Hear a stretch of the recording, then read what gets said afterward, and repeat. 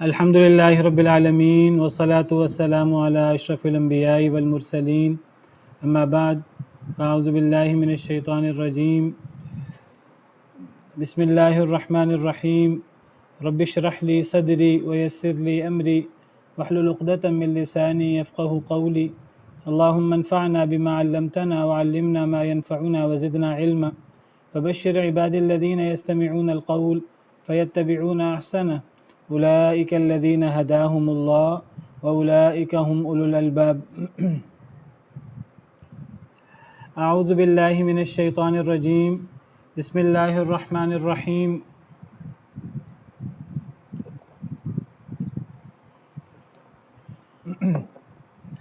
ومن آیاتہ منامکم باللیل والنہار وابتغاؤکم من فضلہ ان فی ذلک لآیات لقوم یسمعون، اور اس کی نشانیوں میں سے منامکم تمہاری نیند ہے، باللیل والنہار رات کو اور دن کو، وابتغاؤکم من فضلی اور تلاش کرنا تمہارا اس کے فضل سے، ان فی ذالک بے شک اس میں لآیات البتہ نشانیاں ہیں، لقوم یسمعون اس قوم کے لیے جو سنتی ہے۔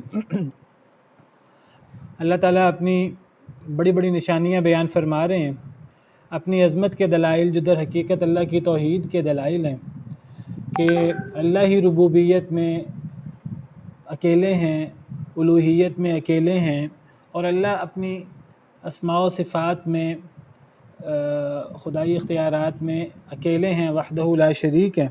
ان اختیارات میں کوئی اللہ کا شریک نہیں ہے، ان خدائی اختیارات میں کسی کو بھی اللہ کے علاوہ ذرہ برابر بھی اختیار نہیں ہے۔ تو اللہ کی بڑی بڑی نشانیوں میں سے تمہاری نیند ہے اے لوگو، تمہارا سونا ہے، باللیل والنہار رات کو اور دن کو۔ تو رات اور دن جیسے ہم پہلے پڑھ چکے ہیں، آسمان اور زمین کی طرح رات اور دن اللہ کی بڑی بڑی نشانیوں میں سے ہے۔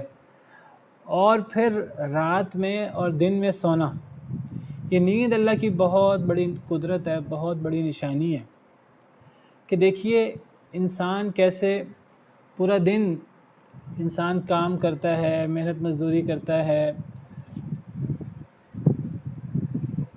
جو بھی انسان کرتا ہے تو انسان شدید تھک جاتا ہے، تھک کر چور ہو جاتا ہے۔ بعض دفعہ 12 گھنٹے، 14 16 گھنٹے انسان کام کرتا ہے، انسان کو لگتا ہے جیسے اس کا جسم کا ایک ایک انگ دکھ رہا ہے۔ لیکن کتنی بڑی نعمت ہے نیند کہ انسان سوتا ہے اور جب اسے نیند آتی ہے، گہری نیند، اور جب وہ اس نیند سے جاگتا ہے تو گویا کہ انسان کی پوری اوور ہالنگ ہو جاتی ہے، گویا کہ نئے سرے سے انسان تازہ دم ہو جاتا ہے، اور انسان نئے سرے سے محنت کرنے کے لیے، کام کرنے کے لیے، بھاگ دوڑ کرنے کے لیے، تگ و دو کرنے کے لیے بالکل نئے سرے سے تیار ہو جاتا ہے۔ جیسے نئی ٹیوننگ ہم کرواتے ہیں اپنی سواریوں کی، تو اس طرح کر کے آپ سمجھیے کہ انسان بالکل تازہ دم ہو جاتا ہے۔ تو یہ نیند یہ اللہ کی بہت بڑی قدرت ہے۔ لیکن وہی بات جو ہم نے کل بھی کہی تھی، اس کے لیے یعنی اللہ رب العالمین نبی کریم صلی اللہ علیہ وسلم کی تعلیمات کے مطابق فطری طور پر نیند کرنی ہوگی۔ اگر فطرت سے ہٹ کر ہم رات کو جاگنا شروع کر دیں، دن میں سونا شروع کر دیں، تو یہ نیند ہی سب سے بڑی، نیند کا صحیح ترتیب نہ ہونا، فطرت کے مطابق نہ ہونا، یہی سب سے بڑی بیماریوں کا باعث ہے، اور اسی سے انسان ٹینشنوں کا اور بیماریوں کا شکار ہوتا ہے۔ اور اگر ایک انسان صحیح نیند لے اپنی، خاص طور پہ سنت کے مطابق انسان رات کے پہلے حصے میں، انسان عشاء کے فوراً بعد اگر وہ سوئے تو اس نیند کی اہمیت بہت زیادہ ہے۔ کہا جاتا ہے کہ رات کے پہلے حصے کی نیند 12 بجے سے پہلے، رات کی نیند 12 بجے کے بعد جو رات کی نیند ہے، تو 12 بجے سے پہلے کی جو نیند ہے 1 گھنٹے کی نیند، وہ آپ سمجھے 12 بجے کے بعد 2 گھنٹے کی نیند کے برابر ہے۔ اور یہ جو لیٹ نائٹ نیند ہے، یہ آپ سمجھیے دن کے آدھے کے برابر ہے۔ یعنی 2 گھنٹے اگر ایک انسان 12 بجے کے بعد سوتا ہے اور دن میں انسان 4 گھنٹے سوتا ہے تقریباً آپ سمجھیے یہ برابر ہے۔ تو فطری نیند رات کے پہلے حصے میں نبی کریم صلی اللہ علیہ وسلم عشاء سے پہلے سونا ناپسند کرتے تھے، اور عشاء کے بعد باتیں کرنا اور دنیاوی مصروفیت یہ ناپسند کرتے تھے۔ تو رات کی نیند اور پھر دن کی نیند بھی، اصل تو رات کی نیند ہے۔ اللہ نے رات کو لباس بنایا ہے، رات کو اللہ نے آرام کے لیے، نیند کو اللہ نے ہماری جو مشغولیت کا وقت ہے، کام کاج کا، بھاگ دوڑ کا، تو اللہ نے نیند کو کاٹنے کے لیے، آرام کے لیے بنایا۔ وَجَعَلْنَا نَوْمَكُمْ سُبَاتًا وَجَعَلْنَا اللَّيْلَ لِبَاسًا، ہم نے تمہاری نیند کو کاٹنے والا بنایا۔ سبات سبت سے ہے، سبت وقفے کو کہتے ہیں، یوم السبت وہ وقفے کا دن ہے، آرام کا دن ہے دنیاوی مشغولیت سے یہود کے لیے۔ تو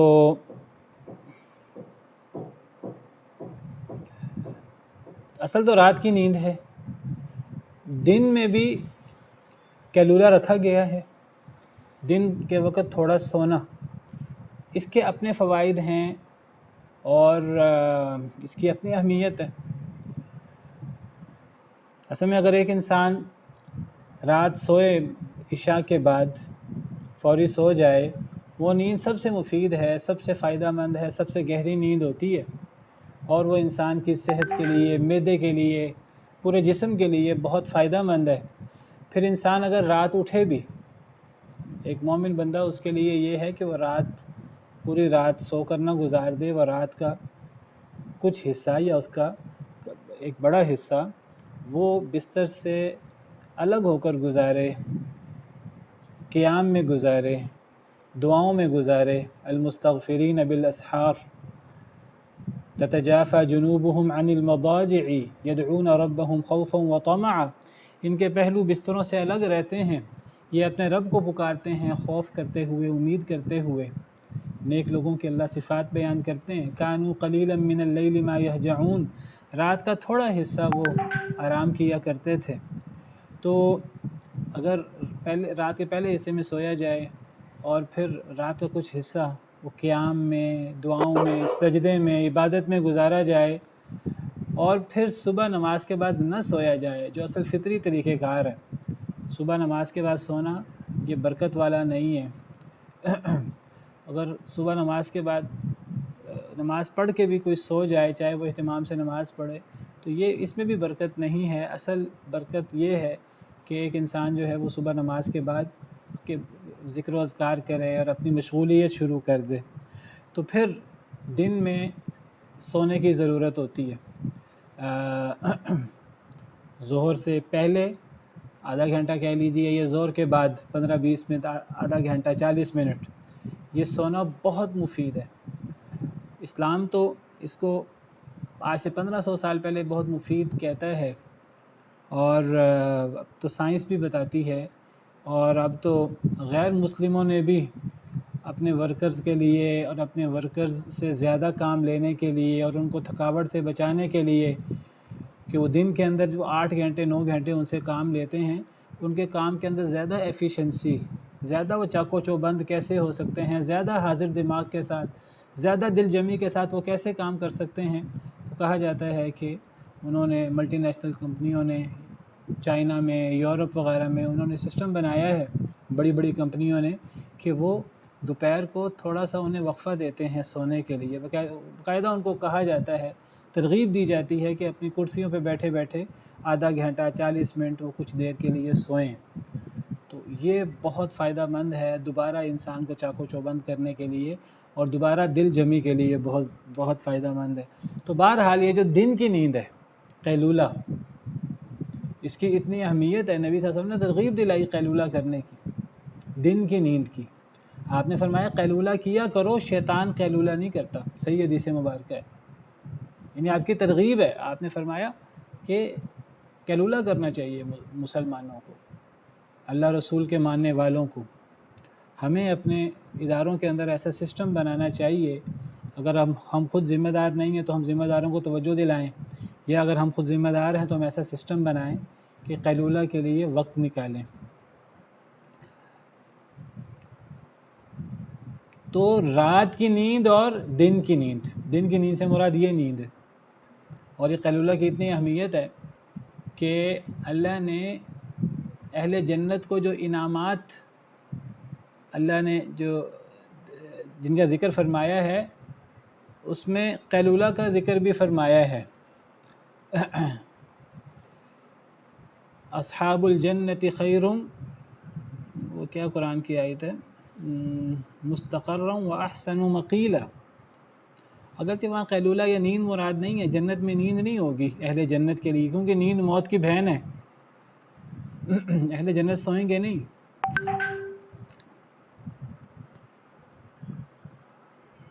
لیکن فرمایا، یہ سورہ فرقان آیت نمبر 24 ہے کہ جنت والے اس دن یعنی جنت کے دن خیر مستقرن، زیادہ بہتر ہوں گے مقام کے اعتبار سے، و احسن مقیلا، زیادہ اچھے ہوں گے استراحت کی جگہ کے اعتبار سے. یہاں مقیلہ سے مراد قیلولہ کی جگہ یا استراحت کی جگہ، آرام گاہ مراد ہے. اگرچہ یہاں سونا مراد نہیں ہے، کیونکہ جیسے میں نے ذکر کیا کہ اہل جنت کے لیے نیند نہیں ہے. کیونکہ نیند اس لیے نہیں ہے کیونکہ نیند موت کی بہن ہے. تو اہل جنت کے لیے موت نہیں ہے، ہمیشہ ہمیش کی زندگی ہے. اللہ تعالی ہمیں اہل جنت میں سے بنائے اپنے فضل و کرم سے. تو یہاں یعنی مقیلہ قیلولہ کی جگہ یا قیلولہ کے اعتبار سے، آرام گاہ کے اعتبار سے جنت اصحاب جنت کے لیے بہت بہتر مقام ہے. تو بہرحال دن کی نیند اور قیلولہ اس کی بہت اہمیت ہے. اس سے مراد فجر کے بعد سونا مراد نہیں ہے. اللہ کی نشانیوں میں سے تمہارا سونا ہے، تمہاری نیند ہے، رات کو بھی اور دن کو بھی. اس کے بڑے فوائد ہیں. اگر یہ جیسے میں نے ذکر کیا، اگر یہ فطرت کے ساتھ ہو، جیسے ہم نے پچھلی آیت میں پڑھا، پچھلی آیت میں نکاح کے حوالے سے، نکاح کے فوائد ہمیں تب حاصل ہو سکتے ہیں جب وہ فطرت اور اللہ رسول کی تعلیمات کے مطابق ہو اور میاں بیوی اللہ کے احکامات کے مطابق زندگی گزاریں. تو اللہ کی نشانیوں میں سے تمہاری نیند ہے، رات کو بھی اور دن کو بھی. وابتغاؤکم من فضلی، اور تمہارا تلاش کرنا اللہ کے فضل کو، یعنی دن میں. یعنی رات اصل میں نیند کے لیے ہے، دن اصل میں نیند کے لیے نہیں ہے. دن اصل میں کام کاج کے لیے، تدبیر کرنے کے لیے، نتیجہ اس میں اللہ ڈالتے ہیں. اور انسان اپنے لیے، بیوی بچوں کے لیے کمائی کرنے کے قابل ہوتا ہے. تو انسانوں کا دن میں بھاگ دوڑ کرنا، معاش کے لیے تگ و دو کرنا، یہ بھی اللہ کی بہت بڑی نشانی ہے. تمہارا تلاش کرنا اللہ کا فضل. دیکھیے،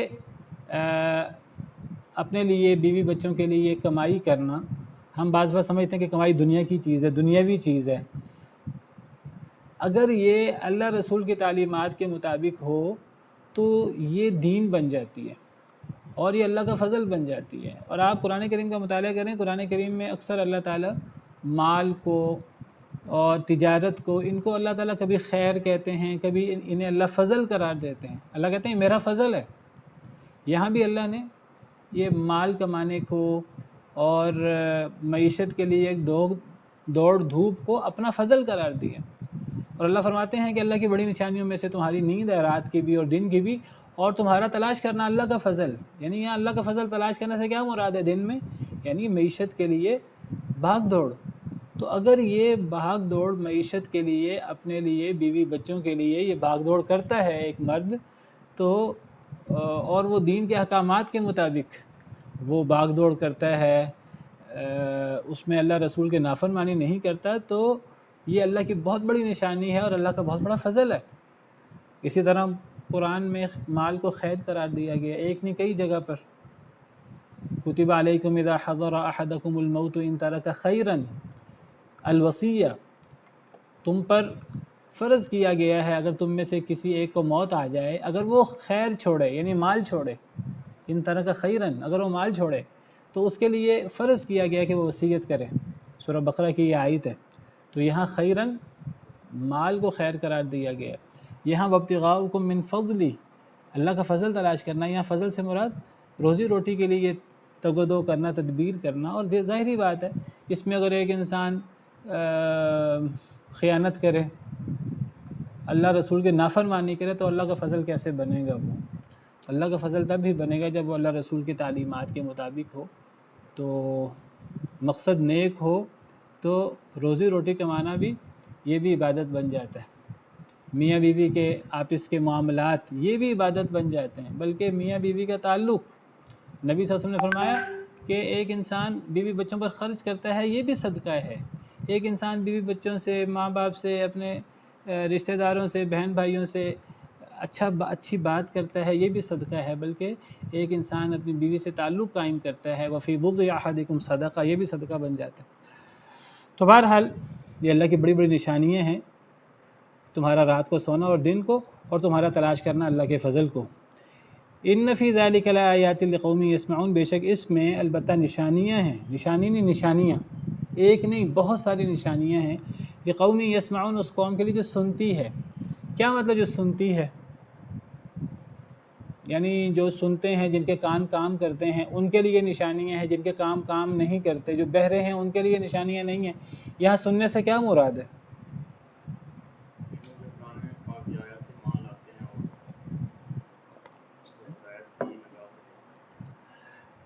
جی بالکل، یہاں سن کر عمل کرتے ہیں. جی اصل میں دیکھیے سننا دو طرح کا ہوتا ہے.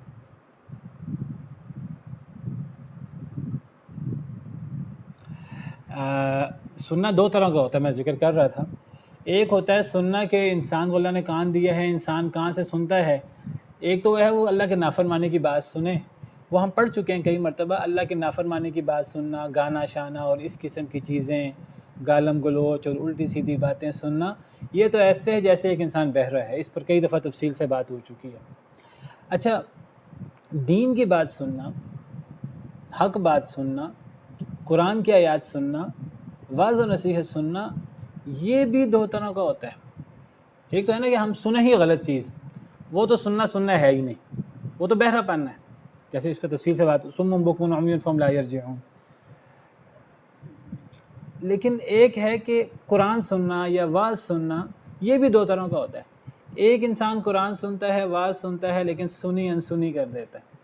سن قرآن رہا ہے، اچھی بات سن رہا ہے، حق بات کسی سے سنتا ہے، کہیں جمعے میں شریک ہو جاتا ہے، کہیں درس میں شریک ہو جاتا ہے، لیکن وہ اس کا سننا بھی نہ سننے کی طرح ہے.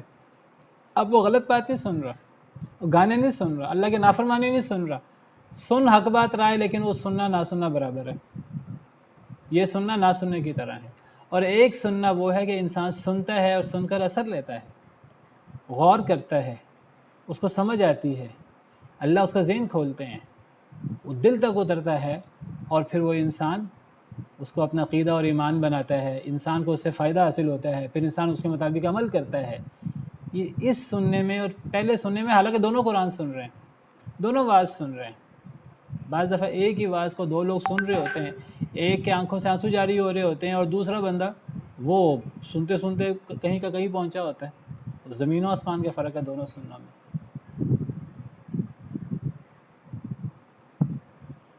تو یہاں سننے سے مراد کون سا سننا ہے؟ یہاں سننے سے مراد نفع بخش سننا ہے، وہ سننا جو دل تک اتر آئے. میں اس موضوع پہ بھی میں نے کئی دفعہ بات کی ہے کہ قرآن کریم میں اکثر اللہ تعالیٰ دیکھنے کا، سننے کا اور دل کا ذکر کرتے ہیں، تدبر کا ذکر کرتے ہیں. یا اللہ تعالیٰ کانوں کا، آنکھوں کا اور اللہ تعالیٰ قلب کا ذکر کرتے ہیں. اللہ فرماتے ہیں ان چیزوں پر اللہ مہر لگا دیتے ہیں. ختم اللہ علی قلوبہم وعلی سمعہم وعلی ابصارہم غشاوہ. اللہ نے مہر لگا دی ان کے کانوں پر، ان کے دلوں پر، اور ان کی آنکھوں پر پردہ ہے. عام طور پہ تین چیزوں کا ذکر ہوتا ہے. اللہ فرماتے ہیں وَجَعَلَ لَكُمُ السَّمْعَ وَالْأَبْصَارَ وَالْأَفْئِدَةَ. اللہ کی بڑی بڑی نشانیاں یہ ہیں کہ اللہ نے تمہارے لیے کان، آنکھیں اور دل بنائے. اور اللہ فرماتے ہیں ان السمع والبصر والفؤاد كل اولئک کان عنہ مسئولا. بے شک کان، آنکھیں ہوں، دل ہوں، ان السمع والبصر، آنکھ ہو، کان ہو یا دل ہوں، کان عنہ مسئولا، یہ بڑی بڑی نعمتیں ہیں، ان کے بارے میں قیامت کے دن سوال ہوگا. عام طور پہ تین اعضاء کا ذکر ہوتا ہے، ایک آنکھ کا، ایک کان کا اور ایک دل کا.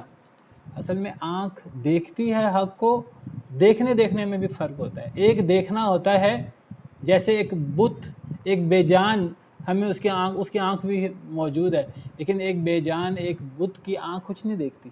وہ دیکھ رہی ہوتی لیکن کچھ نہیں دیکھ رہی ہوتی. وَتَرَاهُمْ، اللہ نے بتوں کی مثال پیش کی قرآن میں. وَتَرَاهُمْ يَنظُرُونَ إِلَيْكَ وَهُمْ لَا يُبْصِرُونَ، کہ آپ بتوں کو دیکھتے ہیں کہ یہ آپ کی طرف دیکھ رہے ہیں حالانکہ دیکھ نہیں رہے. حقیقت میں نہیں دیکھ رہے. ایک یہ دیکھنا ہے، ایک تو ہے نا اللہ کے نافرمانی کی چیز دیکھنا، ایک ہے کہ ایک انسان قرآن دیکھ رہا ہوتا ہے، اللہ کی نشانیاں دیکھ رہا ہوتا ہے، لیکن دیکھنے کا کوئی فائدہ نہیں ہے. اس کا دیکھنا ایسے ہے جیسے ایک بت کا دیکھنا، ایک بے جان چیز کا دیکھنا. اور ایک ہے جیسے میں نے کہا سننا دو طرح کا ہوتا ہے. ایک تو ہے نا بندہ سنے ہی غلط چیز، ایک ہے بندہ اچھی چیز سنے، لیکن اچھی چیز کو سننا بھی دو طرح کا ہے. ایک وہ سننا نہ سننا برابر ہو، اور ایک وہ سننا. تو ایک وہ دیکھنا ہے جو دیکھنے سے دل تک بات پہنچے، اور ایک وہ سننا ہے کہ سننے سے دل تک بات پہنچے، پھر دل اپنا کام کرنا شروع کر دے. تو یہ سننا فائدہ مند ہے، یہ دیکھنا فائدہ مند ہے، پھر اس کے بعد دل اپنا کام کرتا ہے. تو یہاں سننے سے مراد وہ سننا ہے جو نفع بخش سننا ہے. تو اس میں یہ جو رات اور دن میں سونا اللہ کی بڑی نشانیوں میں سے ہے، اور اللہ کا فضل تلاش کرنا دن میں، یہ اس میں نشانیاں ہیں اس قوم کے لیے جو سنتی ہے. ایسا سننا کہ وہ قرآن سنیں، واعظ سنیں، حق بات سنیں، اور وہ سن کر ان کے دل تک پہنچے، اور پھر وہ سننا ان کے لیے نفع بخش ہو. ایسے لوگوں کو یہ نشانیاں نظر آتی ہیں باقاعدہ، وہ ان نشانیوں کے ساتھ جیتے ہیں باقاعدہ. ومن آیاته يريكم البرق خوفا وطمعا وينزل من السماء ماء فيحيي به الارض بعد موتها. اور اس کی نشانیوں میں سے اللہ کی جو بڑی بڑی نشانیاں وہ بیان ہو رہی ہیں، اس کی نشانیوں میں سے یریکم البرق، وہ دکھاتا ہے تمہیں البرق بجلی، خوفا وطمعا، خوف کی حالت، خوف کے ساتھ اور امید کے ساتھ. وَيُنَزِّلُ، اور وہ نازل کرتا ہے، من السماء، بلندی سے، بادلوں سے، ماءً، پانی، فیحیی، تو وہ زندہ کرتا ہے، یعنی وہ اللہ رب العالمین، بہی، ساتھ اس کے، یعنی اس پانی کے ساتھ، الارض، زمین کو، بعد موتها، اس کی موت کے بعد. ان فی ذلک لآیات لقوم یعقلون، بے شک اس میں البتہ نشانی ہے اس قوم کے لیے جو عقل کرتی ہے. تو یہاں اللہ نے کیا اپنی نشانی بیان کی؟ نشانیاں. اللہ کی نشانیوں میں سے کیا ہے کہ بجلی. ہم بجلی دیکھتے ہیں، وہ بارش ہوتی ہے، ہوا چلتی ہے تو بجلی کڑکتی ہے. یہ وہ بجلی جو ہمیں آسمانوں میں، بادلوں میں نظر آتی ہے، وہ بجلی مراد ہے. اور اللہ کی بہت بڑی نشانی ہے، اللہ کی بہت بڑی قدرت ہے. یہ کیسے بجلی پیدا ہوتی ہے، اور یہ بجلی دیکھ کر ہمیں خوف بھی محسوس ہوتا ہے اور ہمیں امید بھی محسوس ہوتی ہے. خوف کیا محسوس ہوتا ہے بجلی کو دیکھ کر؟ کہیں بجلی ہم پر گر نہ پڑے، کیونکہ بجلی نقصان دہ ہوتی ہے. جب ہم پر گر پڑتی ہے، یہ گرتی ہے چیزوں پر اور وہ جلا کر راکھ کر دیتی ہے چیزوں کو. اچانک کوئی پتہ نہیں ہوتا، ایک انسان صحیح سلامت گزر رہا ہوتا ہے، خاص اسی پر بجلی گرتی ہے اور اس کے لیے نقصان دہ ہوتی ہے، زخمی کر دیتی ہے اس کو، یا اس کو وہ مر جاتا ہے، ایک لوگ یا کئی لوگ، اللہ معاف کرے. تو اس سے خوف بھی آتا ہے انسان کو، اور پھر امید بھی ہوتی ہے. امید کیا ہوتی ہے بجلی سے؟ ایک تو روشنی نظر آتی ہے رات کے اندھیرے میں، اور امید کیا ہوتی ہے کہ بجلی چمکنے سے بارش کی امید ہوتی ہے، اور بارش وہ انسان کے لیے نفع مند بھی ہوتی ہے. انسان خوش بھی ہوتا ہے بارش ہونے والی ہے، فصلیں لہلہائیں گی، زمین کو ضرورت ہے پانی کی، اللہ کی رحمت ہے. اور پھر انسان کو خوف بھی محسوس ہوتا ہے، کئی دفعہ بارشیں زیادہ ہو جاتی ہیں، سیلاب کی صورتحال پیدا ہو جاتی ہے. تو یہ بجلی یہ خوف کی صورت میں بھی نظر آتی ہے، اور یہ امید، کئی دفعہ اس سے خوف محسوس ہوتا ہے، کئی دفعہ اس سے امید محسوس ہوتی ہے. تو اللہ کی بڑی نشانیوں میں سے بجلی بھی ہے. تو یہ بجلی اللہ کی بہت بڑی قدرت ہے. یہ بادلوں میں کیسے بجلی پیدا ہوتی ہے، کیا میکینزم ہے، اللہ رب العالمین کی کتنی بڑی قدرت ہے. اور انسان ان چیزوں میں غور کرے اور انسان اس کو اپنے لیے مسخر کرے. اس بجلی سے انسان فائدہ اٹھانا چاہے فائدہ اٹھائے، ایک تو روشنی کے لیے، اور پھر اگر ایک انسان اس بجلی سے کوئی توانائی حاصل کر سکے، آج سائنسی دور ہے تو اس پہ ریسرچ کرنی چاہیے، تحقیقات کرنی چاہیے. اور سائنسدان اس میں ریسرچ کرتے ہیں، مسلمانوں کو ریسرچ کرنی چاہیے. تو بہرحال اللہ کی نشانیوں میں سے کہ اللہ تمہیں بجلی دکھاتا ہے، خوف کی صورت میں اور امید کی صورت میں. اور پھر بجلی کے ساتھ جیسے میں نے ذکر کیا کہ بارش بھی ہوتی ہے، جس سے خوف بھی ہوتا ہے، امید بھی ہوتی ہے. تو اللہ نے بارش کا ذکر کیا، اور کئی دفعہ اس موضوع پر بات ہوئی ہے کہ یہ پانی برسنا آسمانوں سے، بادلوں سے، یہ اللہ کی سب سے بڑی نشانیوں میں سے ایک نشانی ہے۔ یہ پانی تو زندگی ہے سیدھی سیدھی۔ آپ مجھے بتائیے کہ پینے کے پانی کا ذریعہ کیا ہے؟ واحد ذریعہ بارش کا پانی ہے۔ اور پینے کے پانی کا کیا ذریعہ ہے؟ سمندر تو ہم پی نہیں سکتے۔ تو یہ اب اللہ نے عجیب سسٹم بنایا ہے، اللہ کا سسٹم ہے، اور اللہ کے سسٹم میں اور اللہ کے اندازے میں کوئی کمی کوئی کجی نہیں ہے۔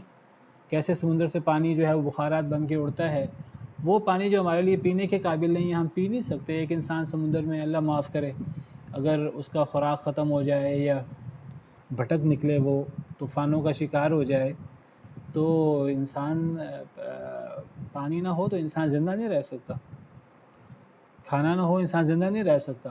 سمندر کا اب ہر طرف پانی نظر آ رہا ہے، لیکن وہ پانی انسان پی نہیں سکتا، اس پانی سے پیاس نہیں بجھا سکتا۔ لیکن یہی پانی جو ہے وہ بخارات بن کے اڑتا ہے۔ کیا عمل ہوتا ہے کیمیاوی، اللہ کو پتہ ہے، خود بخود کوئی عمل نہیں ہوتا، ایک ایک چیز اللہ کے حکم سے ہوتی ہے۔ تو وہ جب وہ دوبارہ پانی برستا ہے، پہلے وہ پانی کس طرح بادلوں میں ٹھہرا رہتا ہے، ٹن وزنی، وہ جو ہے پانی کس طرح بادلوں میں، بادل جو روئی کے گالے کی طرح ہمیں نظر آتے ہیں، کوئی وزن نہیں ہوتا بادلوں کا، لیکن کیسے وہ اتنے بھاری پانی کو اپنے اندر اٹھائے رکھتے ہیں۔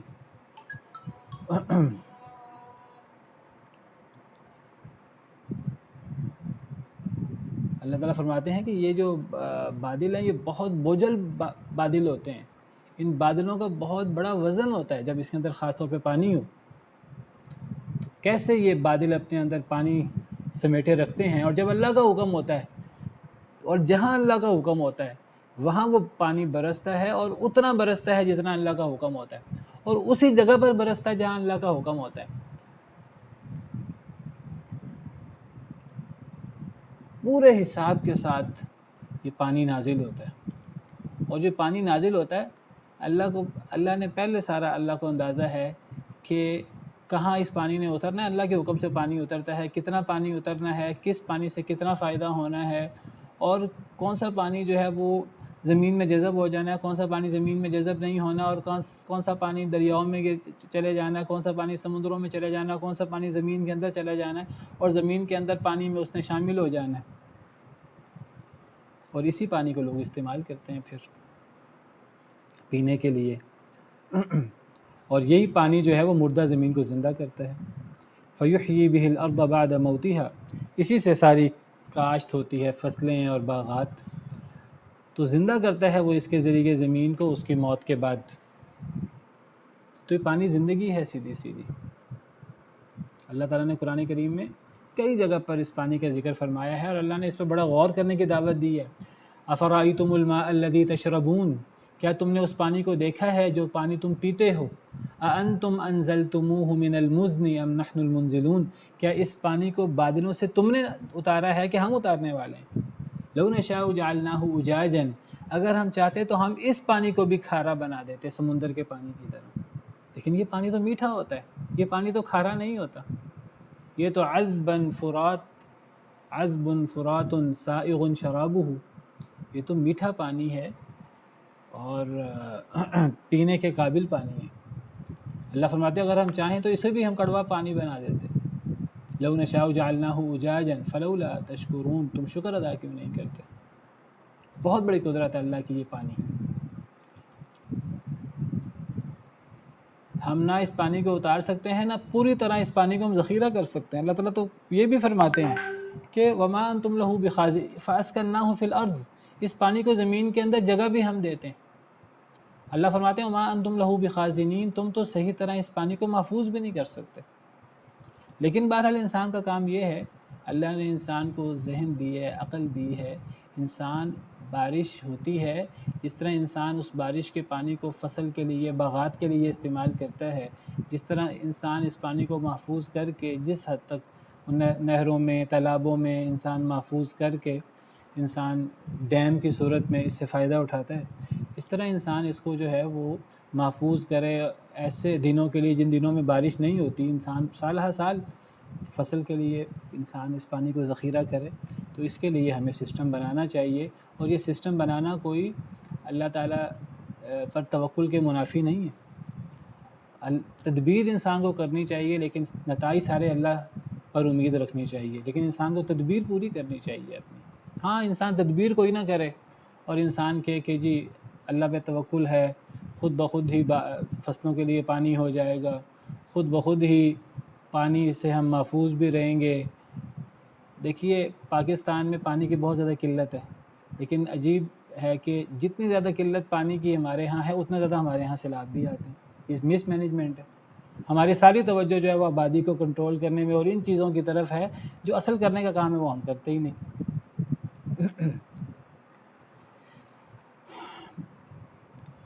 تو بہرحال یہ پانی جو ہے یہ اللہ کی بہت بڑی قدرت ہے، اور اس قدرت پہ غور کرنا چاہیے، اور اس سے انسان کو تدبیر کرنی چاہیے، اور تدبیر کر کے اعتماد و توکل اللہ رب العالمین پر ہونا چاہیے، اللہ رب العالمین کی تعلیمات کے مطابق۔ ان فی ذلک لآیات لقوم یعقلون، بے شک اس میں البتہ نشانیاں ہیں اس قوم کے لیے جو عقل کرتی ہے۔ ہاں جی، آواز کٹ کر آ رہی ہے۔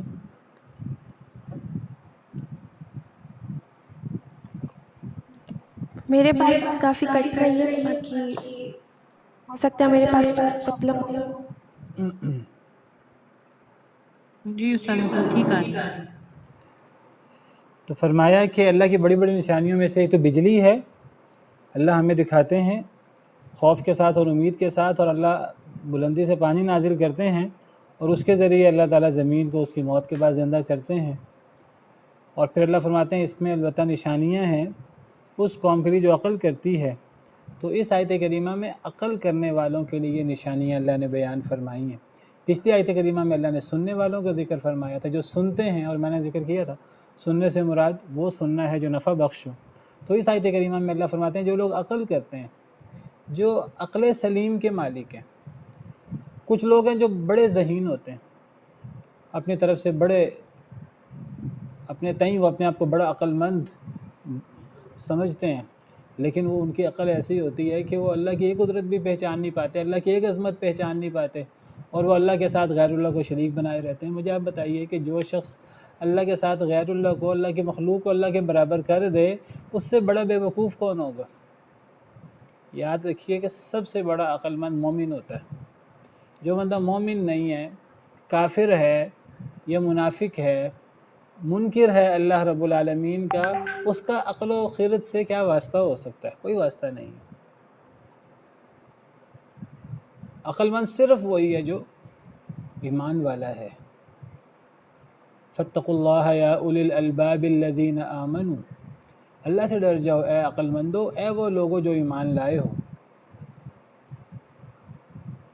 وہ بندہ عقل والا کہلایا کیسے جا سکتا ہے جو رب العالمین کا ہی منکر ہے، یا جو رب العالمین کے ساتھ ہی کفر کرتا ہے، یا جو منافقت کا مظاہرہ کرتا ہے؟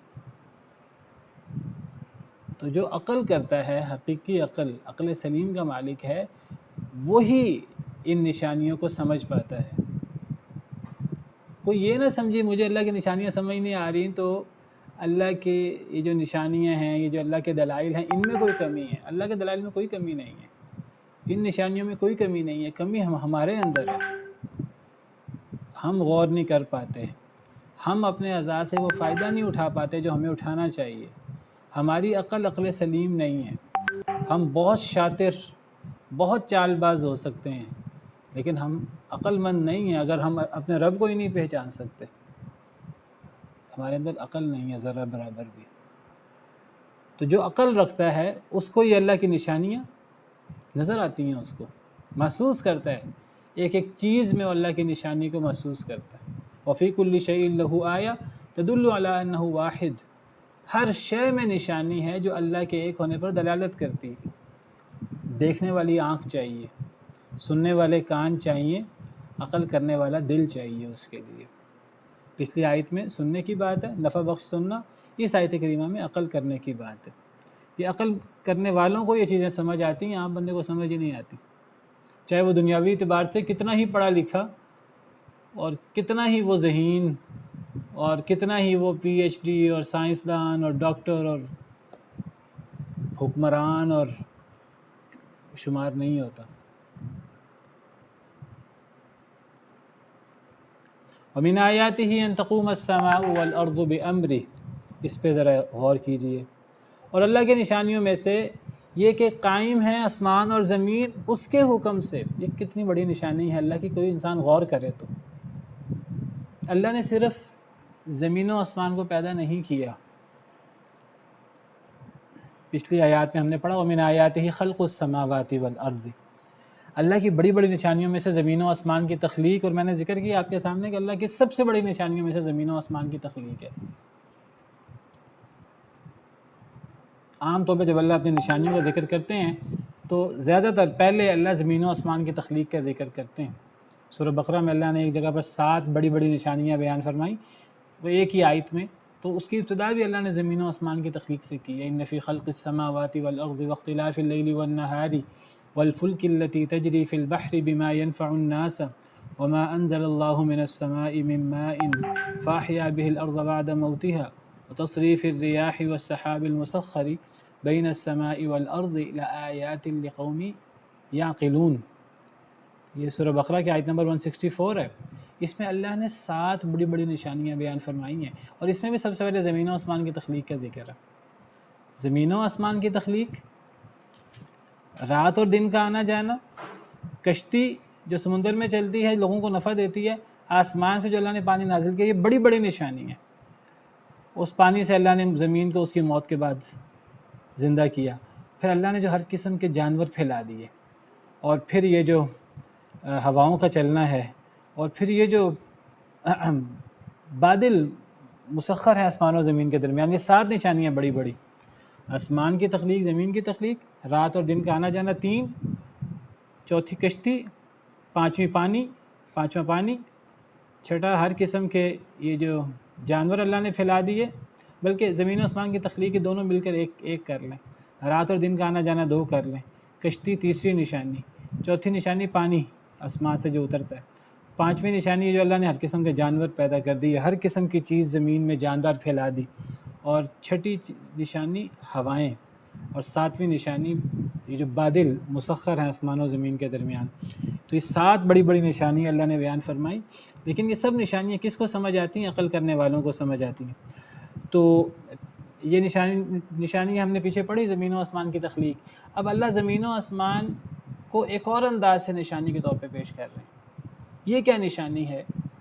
یہ نشانی یہ ہے کہ اللہ نے زمین و آسمان کو پیدا کر کے چھوڑ نہیں دیا، جیسے ہم میں سے بہت سے لوگ غور کیے بغیر، تدبر کیے بغیر، سطحی نظر سے جب دیکھتے ہیں زمین و آسمان کو تو وہ کیا سمجھتے ہیں؟ کہتے ہیں اللہ نے پیدا کر کے نظام بنا کے چھوڑ دیا ہے، اب یہ سارا کا سارا سسٹم خود چل رہا ہے۔ نہیں، ہرگز نہیں۔ صرف اللہ نے زمین و آسمان کو پیدا نہیں کیا، بلکہ زمین و آسمان قائم دائم ہے، ایک ایک لمحہ، ایک ایک پل زمین و آسمان کا اللہ کے حکم کے ساتھ، اللہ کی نگرانی کے ساتھ گزر رہا ہے، اور یہ کتنی بڑی نشانی ہے ہم تصور نہیں کر سکتے۔ اور صرف یہ زمین و آسمان کو ایک مثال سمجھیے، اس کائنات کی ہر چیز بہت بڑا مغالطہ ہے۔ جو لوگ سمجھتے ہیں اللہ نے ایک سسٹم بنا دیا ہے، اب اللہ تعالیٰ فارغ ہو کے نعوذ باللہ بیٹھ گئے ہیں، اب وہ سسٹم خود بخود چل رہا ہے، اور اپنا سسٹم اتنا مضبوط ہے کہ اب اللہ بھی اس سسٹم کے پابند ہو گئے ہیں۔ نعوذ باللہ من ذالک، نعوذ باللہ من ذالک۔ ہم نے اللہ کو یعنی پابند سمجھ لیا ہے اپنے ہی بنائے ہوئے سسٹم کا۔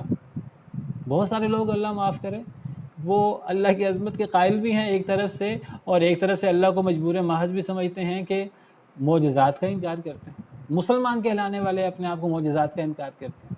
کیا مطلب ہے معجزات کا انکار کرنے کا؟ کہ ایک سسٹم بنا دیا ہے اللہ نے، اب اس سسٹم کی خلاف ورزی اللہ بھی نہیں کر سکتے۔ بھئی انسان نہ کر سکے، اللہ کی مخلوق نہ کر سکے، کہہ سکتے ہیں آپ، لیکن اللہ بھی اس سسٹم کا پابند ہو گیا۔ اس سے بڑی بے وقوفی، اس سے بڑی جہالت کیا ہوگی؟ تو اللہ کی بڑی بڑی نشانیوں میں سے صرف یہ تخلیق کر دینا نہیں ہے، تخلیق کر کے چھوڑ دینا نہیں ہے، اس کو قائم دائم رکھنا۔ اللہ کی عظیم صفات الحی القیوم کا مطلب اور کیا ہے؟ اللہ لا الہ الا هو الحی القیوم، آیت الکرسی جو عظیم ترین آیت کریمہ ہے قرآن کریم کی، الحی القیوم، اس میں اللہ کی عظیم صفات بیان ہوئی ہیں، اور اللہ کا یہ عظیم نام الحی القیوم، یہ اسم اعظم ہے، جو دعا کی جائے اس نام کے ساتھ، ان صفات کے ساتھ، وہ پوری ہوتی ہے۔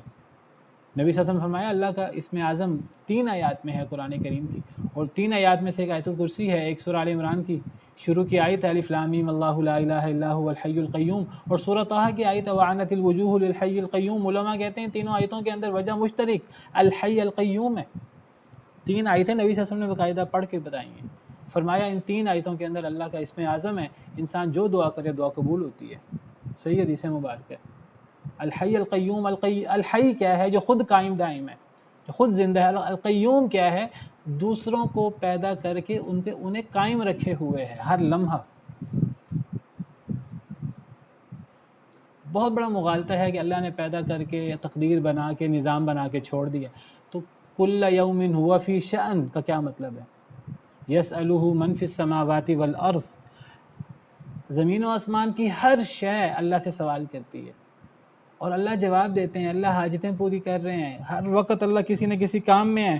اللہ نے جن جن چیزوں کو پیدا کیا ہے ان چیزوں کو قائم رہنے کے لیے، زندہ رہنے کے لیے، آگے بڑھنے کے لیے، سروائیو کرنے کے لیے ایک ایک پل اللہ کی نگرانی، اللہ کی مدد کی ضرورت ہے۔ اگر اللہ کی نگرانی نہ ہو تو یہ آسمان ہمارے سروں کے اوپر قائم نہ رہے، یہ گر پڑے زمین پر۔ اللہ کی نگرانی نہ ہو تو یہ زمین قائم نہ رہے، زمین گر پڑے۔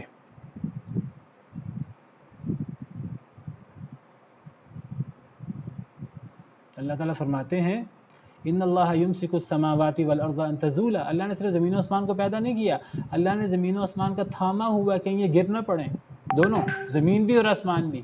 اور اللہ فرماتے ہیں ان اللہ یمسک السماوات والارض ان تزولا ولئن زالتا، اور اگر یہ گرنے لگیں دونوں، زمین بھی اور آسمان بھی، ان امسکہما من احد من بعدی، اللہ کے علاوہ کوئی ایسی ذات ہستی ہے ہی نہیں جو ان کو گرنے سے روک سکے۔ کون ہے جو ان آسمان اور زمین کو گرنے سے اور ٹلنے سے بچا سکے؟ اللہ کے علاوہ کوئی ایسی ہستی نہیں ہے۔ تو ہر لمحہ یہ زمین و آسمان کے گرنے کی، ڈولنے کی کا امکان موجود ہے، اور اللہ اس کو ہر لمحے تھامے ہوئے، ہر لمحے نگرانی چل رہی ہے۔ انسان ہے، انسان کو پیدا کر کے اللہ نے چھوڑ نہیں دیا موت تک۔ انسان کی جو سانس چل رہی ہے ہر لمحہ، خون چل رہا ہے ہر لمحہ، ایک ایک لمحے کے لیے اللہ کی نگرانی کی ضرورت ہے۔ نماز کا وقت ہو گیا، اسی پر بس کرتے ہیں، کل یہیں سے شروع کریں گے انشاءاللہ۔ سبحان ربک رب العزت عما یصفون وسلام علی المرسلین والحمد للہ رب العالمین۔